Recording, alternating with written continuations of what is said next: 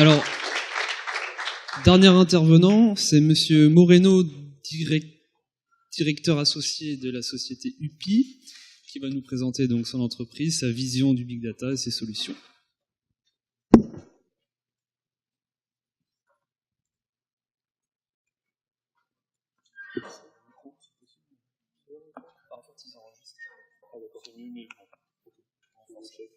Non, mais...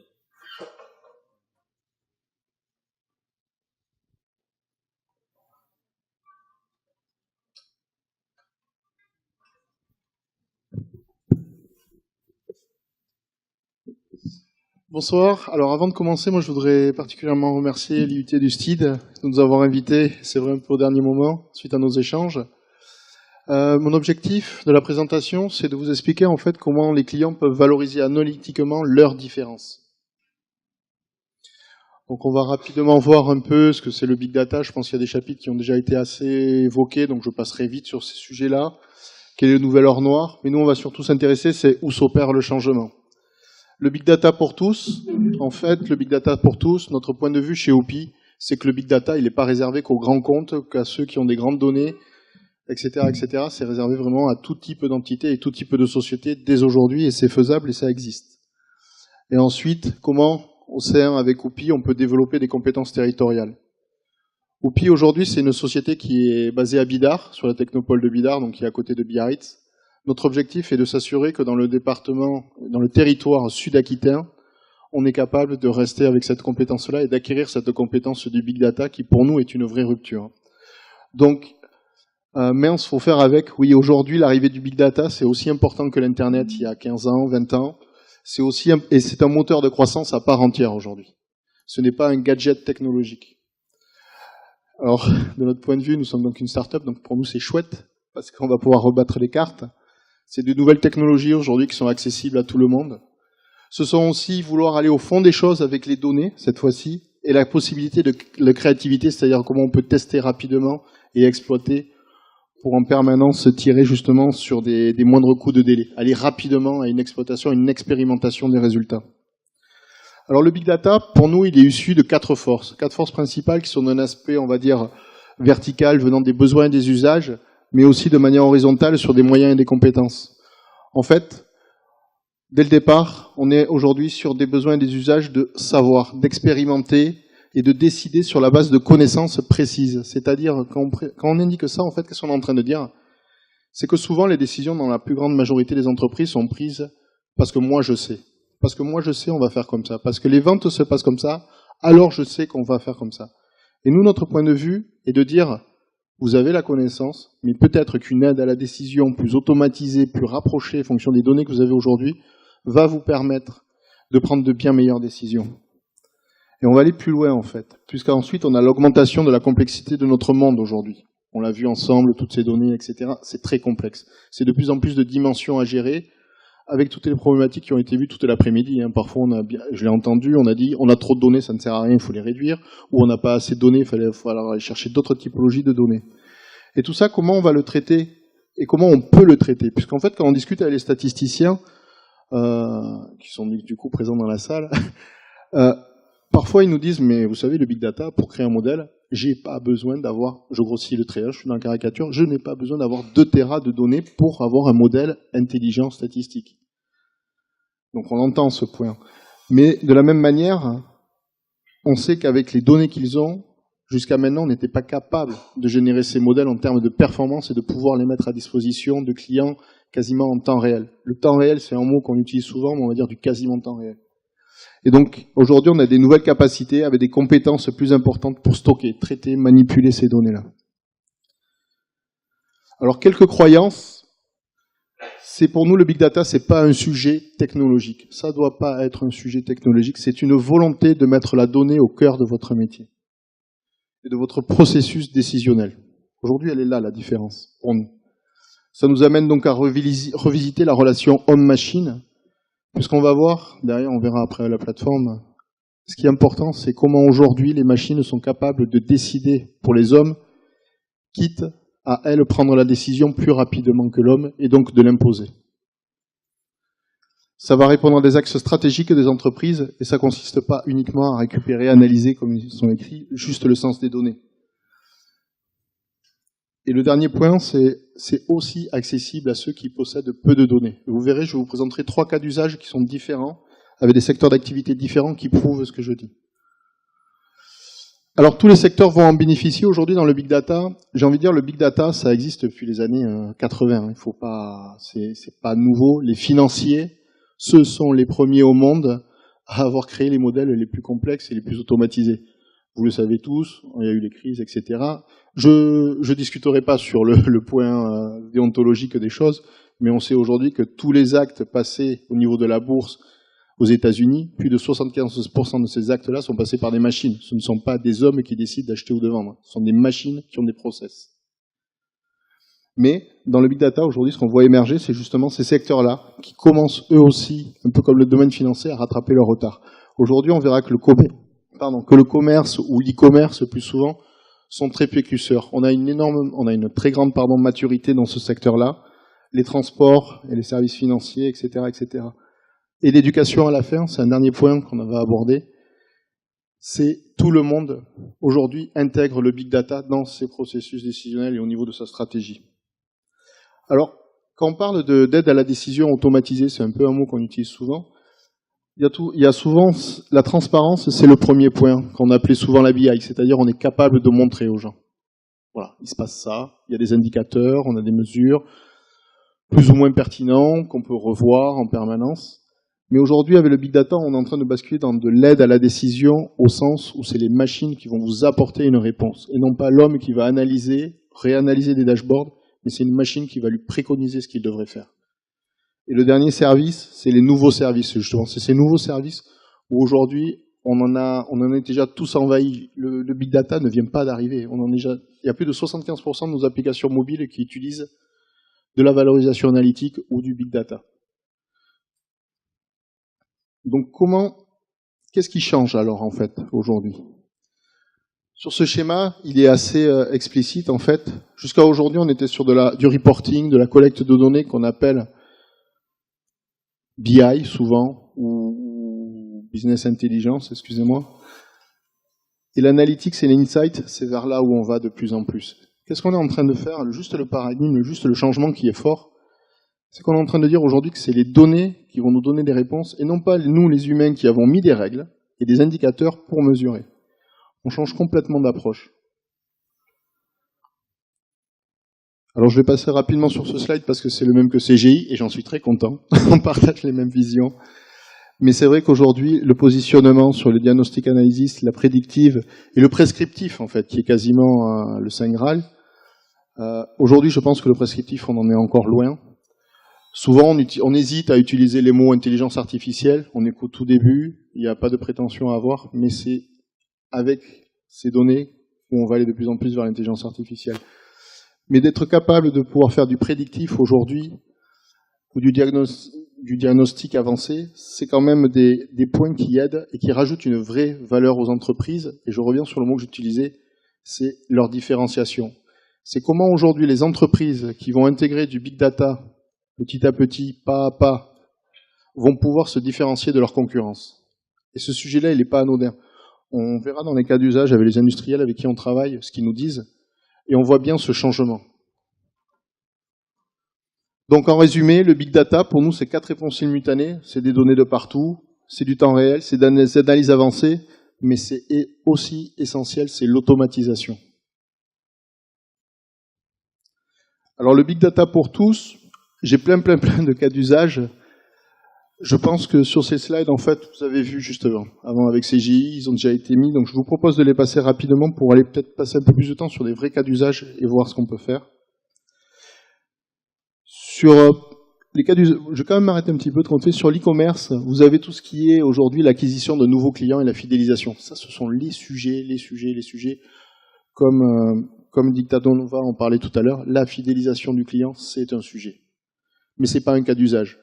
Ça, c'est un objectif, la fidélisation du client. Mais le cas d'usage, quel est-il? Et comment on va le résoudre? Je vous montrerai dans le cas d'usage d'une vraie société comment ils l'ont mis en place. Les recommandations de produits personnalisés, C'est assez trivial, mais ça peut devenir un vrai axe de différenciation. Tout ce qui est Airbnb, tout ce qui est ces sites de recommandation, c'est 99% de machine learning, de prédictif. Ce sont les machines qui vous disent à vous, par rapport à votre façon de naviguer, votre comportement, qui vous sélectionnent d'avance les appartements que vous pourriez louer. Ensuite, sur les gestions des risques et fraudes, c'est vrai que ça c'est un secteur qui est assez connu, donc ou assez abordé souvent puisqu'il est issu de la banque en fait. De manière historique, ce sont eux les champions. Mais par contre, sur la logistique et l'industrie, aujourd'hui, nous, sur notre approche en fait, avec les clients, on s'aperçoit de deux choses. Ce que je vous disais, c'est qu'il y a les e-commerçants qui sont très matures dans ce monde-là. Et l'exemple de CGI avec, alors je prononcerai pas le nom de l'ascenseur parce qu'il est compliqué. Thyssen. On a aussi les industriels aujourd'hui qui se posent de nouvelles questions et qui se disent où est la valeur. Est-ce que la valeur est dans mon produit ou est-ce que la valeur est dans les services que je vais apporter demain à mes clients? Et cette question-là, elle est très très complexe et pourtant, c'est là où la rupture va arriver. Les industriels aujourd'hui, avec ceux avec qui on discute, toujours dans ce cas-là, sont en train de se demander si demain ce sont les services qui vont vendre leurs produits ou si c'est les produits qui vont permettre de vendre leurs services. Et ces ambiguïtés aujourd'hui, plutôt ces choix stratégiques, ils ont besoin de les expérimenter. Et on est dans une vraie rupture, puisque on l'a vu tout l'après-midi, tout le monde se pose les mêmes questions, on n'est pas isolé, hein, mais c'est pas à pas, et c'est comment on travaille ces sujets. Donc après, c'est pas fini. Alors il y a la ville intelligente, il y a une faute d'orthographe, on me l'a dit déjà avant-hier, parce que j'ai fait la présentation. J'ai pas eu le temps de corriger. Donc sur tout ce qui est formation, recherche, développement, il y a énormément de sujets. Alors un petit cas d'usage. Je vous parlais tout à l'heure, donc vous aurez 3 cas d'usage. Un cas d'usage qui est dans l'e-commerce, un cas d'usage justement qui est dans l'éducation et la formation au niveau universitaire, laboratoire de recherche, et un dernier cas d'usage qui sera plus métier cette fois-ci, qui est par rapport à un industriel qui travaille dans la rénovation énergétique des bâtiments. Donc ici, c'est un commerçant, le Wikicampers, en fait, je ne sais pas si vous connaissez, bon, ben, il mérite d'être connu. C'est une location de camping-car entre particuliers. Donc on est sur un site collaboratif, un peu comme Blablacar, etc. Donc vous pouvez louer des camping-cars entre particuliers. Leur problématique, elle, c'était augmenter le portefeuille de véhicules proposés à la location. Très bien. C'était améliorer le taux de conversion de la probabilité de location d'un camping-car et c'était disposer d'indicateurs avancés pour un pilotage plus fin. Le dernier point, disposer d'indicateurs avancés, on est dans la BI. On est dans un monde connu, on est dans un monde d'expertise. Il y a beaucoup de réponses. Par contre, augmenter le portefeuille de véhicules proposés à la location, ça c'est un vrai sujet. Comment elles l'ont résolu en fait? C'est en discutant avec elles. Leur problématique à ces personnes en fait, elles n'ont jamais assez de camping-cars. La demande est supérieure à l'offre. Ils travaillent actuellement en France. Et donc leur sujet c'est mais comment on peut récupérer des propriétaires? Comment on peut attirer des propriétaires chez nous? Je vois qu'on parle beaucoup d'argent et en fait un propriétaire ce qui l'intéresse pour s'inscrire chez elle, c'est peut-être juste de savoir est-ce que moi je vais gagner de l'argent après tout à mettre mon camping-car chez vous, une fois que tous les freins sont levés en termes de garantie, assurance. Mais un camping-car, la problématique d'un camping-car, elle est simple. C'est qu'il n'y a pas 2 camping-cars identiques en termes de kilométrage, de territoire, de nombre de couchages, si c'est un van, si c'est un combi, etc., etc. Et pourtant, il faut répondre dans la milliseconde à ce client et lui dire, par rapport aux paramètres que vous venez de me donner, je peux vous dire que votre prix de location journalier sur une certaine saison sera entre tel et tel prix. Et c'est ça que le machine learning ou le big data, comme vous voulez, répond. Là derrière, c'est quoi en fait? C'est simple, c'est un modèle de régression, dans ce cas-là je crois linéaire, et donc on répond de l'ordre de la milliseconde. Qu'est-ce qui se passe? Le site Wikicamper s'appelle Oupi, et en fait ils lui disent, bonjour, on a un propriétaire avec ses paramètres, pouvez-vous me dire son prix de location?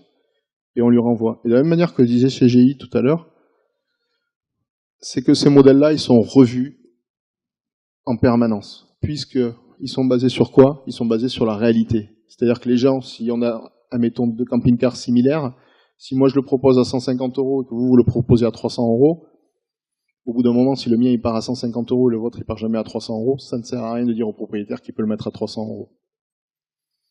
Améliorer le taux de conversion, la probabilité de location d'un camping-car. Alors ça, c'est leur business. Ça, c'est purement leur business. Parce qu'en fait, quand vous faites une demande de location, ben, vous devez attendre la réponse du propriétaire. Et là, le propriétaire, c'est qui le propriétaire? Ce qu'il veut le locataire, c'est avoir un maximum de chances que le propriétaire lui réponde vite, parce qu'il y a de la concurrence, et il sera peut-être parti très vite. Et donc là, à chaque fois qu'elles vous proposent des recommandations, les recommandations que vous avez, vous êtes quasiment sûr et certain que vous aurez une réponse du propriétaire dans les 24 heures. Ce qui leur permet à elles de maximiser leur taux de conversion des clients. Les chiffres derrière, c'est à peu près, je crois, 8% de clients gagnés, de nouveaux propriétaires. Et pour les locations, c'est à peu près 10 ou 12% de plus. Donc c'est vrai que j'ai bien aimé le dicton de Dick Dantova tout à l'heure, je ne sais pas s'ils sont encore là, qui disait en fait, c'est pas le prix de nos solutions qui compte. Nos clients, ils nous le disent simplement, c'est si vous me faites gagner, je dis n'importe quoi, 100 000 et que vous coûtez 30 000, il n'y a aucun sujet pour moi. Un autre projet, alors celui-là c'est mon projet chouchou, qui est justement fait ici dans la région, alors avec l'Esti de Pau. C'est un projet européen qui a pour objectif de transférer justement cette compétence analytique à la géoscience. Donc ce sont plusieurs universités qui sont réunies en Europe ainsi qu'en Thaïlande et au Vietnam, qui en fait vont utiliser la plateforme OUPI pour derrière développer en temps réel des outils de géosciences appliqués à tout ce qui est la pollution, les alertes environnementales qui se situent en Asie, avec le traitement d'images satellitaires. Ce projet-là, il a un intérêt pour nous très fort. C'est quand je vous disais cette compétence big data, ces compétences de data scientist que nous avons et que nous devons avoir, de mon point de vue, sur nos territoires, c'est avec des petits projets comme ça qu'on les construit. Aujourd'hui, ils récupèrent des images Sentinel-2 et ils sont en capacité, en fait, alors le temps réel, il n'est pas vrai, on est de l'ordre de 5 à 6 secondes, mais ils sont capables de reconstruire des images et de prédire et de reconstruire des morceaux d'images manquants pour annoncer des bandes alors c'est près des côtes en fait. C'est une sorte de pollution d'algues pour les pêcheurs pour leur annoncer si ces algues sont dans des zones de pêche, oui ou non, parce qu'elles bougent forcément avec les marées. Ensuite, on a le cas d'usage. Vous voyez là, ce que j'essaie de montrer avec ces cas d'usage, c'est que vous êtes en capacité à parler d'e-commerce, vous êtes en capacité à parler de projets européens autour de la science, de la géoscience, et pourtant on utilise les mêmes technologies. Ce sont les mêmes technologies basées sur l'exploitation des données. Novatech, qui est un centre technologique privé, cherchant à faire émerger de nouveaux produits et services dans le domaine de la construction. Et eux, leur métier, en fait, leur question plutôt, toujours pareil sur ce phénomène de rupture, quand on les a rencontrés, ils nous ont dit, nous on a plein de données qui viennent de Schneider, je crois, sur température, localisation, les étages, les lots, on a l'architecture, etc., etc., etc. Ils nous ont dit qu'est-ce qu'on peut en faire. Nous, notre réponse a été simple, aucune idée. Donc on a rediscuté avec eux, et on leur a dit, mais en fait, quel est, vous, stratégiquement dans votre société, vers où vous voulez aller? Qu'est-ce qui vous intéresse? Pourquoi vous voulez intégrer ces données? Est-ce que ça va avoir un apport métier? Est-ce que ce sont de nouveaux services que vous voulez vendre à vos clients? Et en fait, leur point a été, ah oui, ça serait peut-être des nouveaux services qu'on pourrait vendre à nos clients. C'est des industriels, c'est un centre de recherche, mais ce sont des industriels quand même, c'est parce qu'un laboratoire privé, qui sont en train de basculer dans le service pour vendre derrière leur expertise technique. Alors, OUPI sur le territoire, en fait, comme je vous disais, on est basé sur la Technopole Bidart à Isarbel.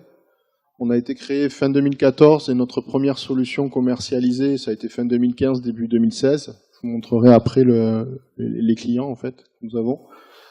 On est juste, j'allais dire oui, on est juste un éditeur de logiciels. Notre métier, c'est éditeur de logiciels. Éditeur de logiciels dans le monde du big data. C'est une plateforme de traitement en continu. Notre plateforme, c'est une plateforme SaaS, 100% web, qui, dès l'entrée des données jusqu'au traitement et jusqu'à la mise à disposition de ces résultats pour d'autres systèmes pour qu'ils puissent être réintégrés, ce qu'on appelle l'automatisation, a été pensée dans cette plateforme. Pour nous, les bénéfices, en fait, c'est comment on sort la partie technologique, la partie complexe d'installation aux personnes qui doivent travailler ces données. Donc c'est simplifier, accélérer et dérisquer. C'est libérez-vous du casse-tête lié, c'est sûr, à la réalisation de tâches secondaires. C'est quoi les tâches secondaires? C'est la supervision, c'est ce que nous prenons, c'est que les process ils marchent tout le temps, c'est les problèmes de clusterisation. Quand vous allez lancer vos modélisations, comment vous êtes sûr que vous allez avoir des bons temps de réponse dans les traitements, que vous n'ayez pas à vous prendre le casse-tête, de savoir qui va être sur tel ou tel cluster, la dépendance aux fautes, la tolérance aux fautes, excusez-moi, etc., etc. Et surtout, ça vous permet de devenir expert et autonome pour les fonctions du processus de votre choix. On le verra un peu plus tard. Notre objectif n'est pas de dire aux gens, vous rentrez dans la plateforme UPI et puis plus jamais vous pourrez en sortir et on vous a gagné. C'est pas du tout ça le sujet. C'est de dire, vous avez une plateforme qui vous permet de faire, qui est basée sur quelques technologies open source et dont des technologies propriétaires de OPI, mais qui en aucun cas vous enferme dans une prison sur laquelle vous ne pourrez plus sortir.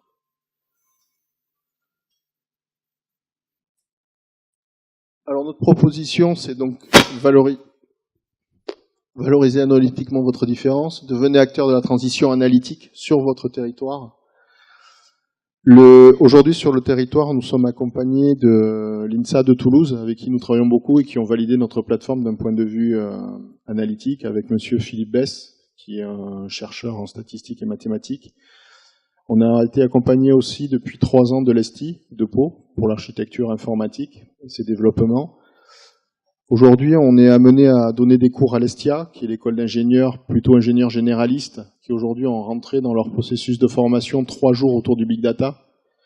Pourquoi? Parce que le Big Data, de leur compréhension, en réalité, c'est ce qui va attaquer le métier des managers de demain. La première révolution de l'informatique, ça a attaqué les ouvriers, ça a été l'automatisation. La révolution du Big Data, de notre point de vue, après elle est discutable, hein, c'est notre point de vue, ce sont le métier des cadres blancs qui est attaqué. Donc ils ont intégré cette partie-là directement dans leur cursus scolaire. En expérimentant et en produisant en continu des services innovants, le mot expérimenter, il est fort. Pour nous, il est très important, puisque l'objectif n'est pas de se dire on va se faire un cahier des charges à 1 an, à 6 mois, mais c'est rapidement, on peut expérimenter un service, le tester, il fonctionne, on le laisse, il fonctionne pas, on le sort. On n'a pas investi des milliers d'euros pour pouvoir faire cette expérimentation. Et ensuite, en vous appropriant les compétences essentielles du traitement et de la valorisation analytique des flux de données au travers de la plateforme. Donc en fait, comment elle fonctionne, l'usine Oupi? C'est pas très compliqué. Vous avez, donc l'usine Oupi, c'est la partie grise. Vous avez dans la partie Oupi, vous avez et des moyens humains et des moyens techniques.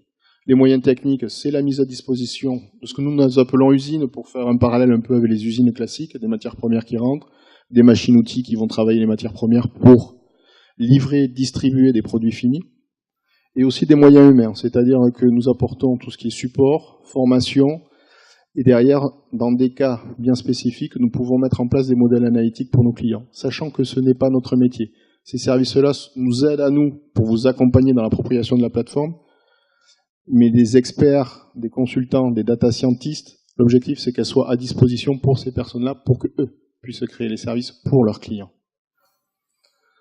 Donc c'est une plateforme qui est à la pointe de la technologie, qui est actualisée, enrichie. Pourquoi? Parce qu'on est en mode SaaS en permanence. Donc pour vous, tout ce qui est technologique derrière est transparent. Ce qui est important pour vous, c'est les performances et l'usage. Sécurité supervisée. On est sous format abonnement mensuel, sans aucune demande d'engagement, puisque nous, on est sur l'abonnement. Notre modèle, business model, c'est de l'abonnement, uniquement de l'abonnement, et de l'abonnement sans notion d'utilisateur, sans notion de flux, etc., etc. Vous avez des capacités de ressources à votre disposition, vous utilisez, quand vous en manque, vous en rajoutez, quand vous en avez trop, vous diminuez. Alors d'un point de vue un peu plus, alors je vais vite pour tenir les délais, d'un point de vue un peu plus architecture, on va dire fonctionnelle, quelles que soient les données que vous allez avoir, en fait, nous avons chez Oupi une interface spécifique, compatible, standard du web, qui vous permet de rentrer n'importe quelle typologie de données dans vos usines. Ce sont bien vos usines, ce ne sont pas des usines mutualisées. Les serveurs sont hébergés chez Aditu, qui est un hébergeur au Pays Basque, et ce sont les serveurs, la propriété de Oupi. D'accord? C'est pas chez OVH, c'est pas chez Amazon, c'est pas chez Google. Pourquoi ce choix? On nous le pose souvent, donc au cas où j'ai la question après, ce sera fait. Parce que nos clients, ils passent qu'un seul contrat, c'est avec Oupi. On ne passe pas un contrat avec Oupi qui va expliquer qu'il y a une histoire de cloud et peut-être de sécurité. Vous ne passez le contrat qu'avec Oupi. Les solutions sont installables aussi sur les data centers des clients. S'ils veulent les installer chez Amazon, ça c'est leur choix, ils peuvent aussi. Mais par défaut, nous exploitons notre propre data center. Pourquoi? Toujours sur le territoire, on est vraiment attaché à cette partie-là, puisque nous pensons que ce sont les territoires qui auront les données, qui demain auront la force et la plus-value. C'est ce que font Google, Amazon depuis des années. Hein. C'est eux qui ont les données aujourd'hui. Ensuite, on a un ensemble de technologies. Nos briques principales reposent surtout sur Spark, sur laquelle nous développons en permanence d'autres outils qui nous permettent de créer des modèles de plus en plus rapidement. Un outil de data visualisation qui vous permet de faire des dashboards, j'ai envie de dire de manière très classique, hein, vous créez vos propres dashboards, mais c'est pas notre expertise en fait. Notre expertise, elle se positionne dans le Oupi Link. C'est comment des systèmes externes peuvent venir poser des questions à Oupi. Je reprends l'exemple où ça peut être la maintenance prédictive, etc., etc. C'est je reçois des paramètres dans un contexte. Qu'est-ce que la machine me dit de faire?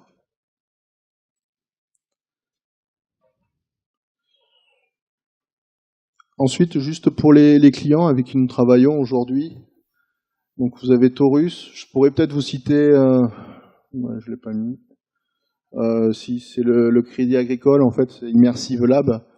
C'est des projets amusants, c'est juste un cas d'usage nouveau. On travaille avec eux, alors vous allez me dire, mais où est le big data là-dedans? Il n'y est pas, c'est du machine learning, c'est comment à partir de peu de données on arrive à rendre un nouveau service. Ils ont créé un nouveau service qui s'appelle le TANU, c'est un test d'agilité numérique. En gros, vous avez, je crois, une demi-heure pour répondre à plus de 100 questions, qui sont tirées au hasard sur 1200 questions. Et leur sujet à eux était, parce que c'est un produit qui est utilisé par les RH pour le recrutement, en complément. Hein. Et ils se sont dit, oui, mais si je vous pose à vous des questions aujourd'hui, et puis à tant de personnes, et si je remélange les questions, qu'est-ce qui me prouve, et qu'est-ce qui me dit qu'en fait, si vous n'aviez pas eu les questions de l'autre personne, vous auriez peut-être eu 100, quoi, vous auriez peut-être eu 80 sur 100 et non pas 20 sur 100. Donc là derrière, c'est la machine automatiquement qui repondère les questions et les notes sur les résultats des candidats, sans qu'il y ait d'intervention humaine. Après, on a Aditu qui vient d'arriver, justement, ce que je vous disais, c'est notre data center. C'est d'autres sujets, c'est de la détection d'anomalies, c'est un vrai sujet. Eux, aujourd'hui, leur problématique, c'est pas de la sécurité, c'est un autre métier. Ils nous disent, parfois, il nous arrive des choses et on l'a pas vu venir. C'est quoi? C'est de la détection d'anomalies, c'est de la détection de comportement. Et nous, on leur permet juste de savoir rapidement que c'est un serveur, que c'est une bande passante, etc., qui est en train de mettre du bruit sur leur réseau, qui est en train de gérer des process. Mais ça, ils peuvent pas le voir avec les règles. Parce que si ça dépasse pas les 10%, ils le voient pas. Voilà. J'aurais terminé. J'ai essayé d'être assez rapide, comme j'étais en fin de soirée. On est souvent fatigué.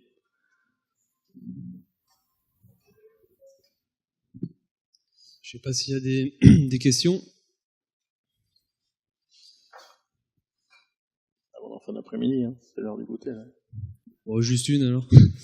J'ai vu que vous mettiez à disposition, on va parler un peu technique, des API, reste des web services, on va dire. Mais est-ce qu'il y a aussi une interface web classique pour un utilisateur non informaticien? Parce qu'en fait, l'exemple des API, c'est si Wikicampers, effectivement, leur système à eux a besoin de taper dans votre système. Est-ce qu'il existe aussi un espèce de... En fait, les API, c'est par clic qu'on les crée. C'est-à-dire que les modèles sont créés et automatiquement, il y a des fonctions chez nous où vous dites j'ajoute ce service et il est publié automatiquement sur Internet, en privé, en accès sécurisé ou pas. C'est vous qui faites votre choix. Vous avez une génération dynamique des API. Ce qui fait qu'en fait, c'est la plateforme, c'est une très bonne question, merci. La plateforme ne demande pas d'avoir d'informaticiens. La plateforme, elle est vraiment réservée à des data scientists ou à des utilisateurs qui vont voir les dashboards, les résultats, pour pouvoir créer et mettre à disposition les résultats de bout en bout. Notre objectif, c'était d'éviter une rupture de la chaîne. C'est-à-dire qu'on a des systèmes qui sont capables de rentrer vos données. Vous avez aussi des équipes qui ont pour travailler ensemble pour générer ces modèles. Et pourtant, vous allez pouvoir les mettre en production, ces modèles qui tournent en permanence, avoir vos flux en temps réel qui, eux, demandent des réponses et remettre à disposition les résultats en temps réel. Donc on voulait vraiment avoir au sein d'une même plateforme justement une non-rupture de la chaîne, c'est-à-dire de pouvoir traiter de A à Z l'ensemble des opérations qui doivent être menées de tout projet Big Data. D'accord. Dernière question ou... Bon. Eh bien, on vous remercie. Merci.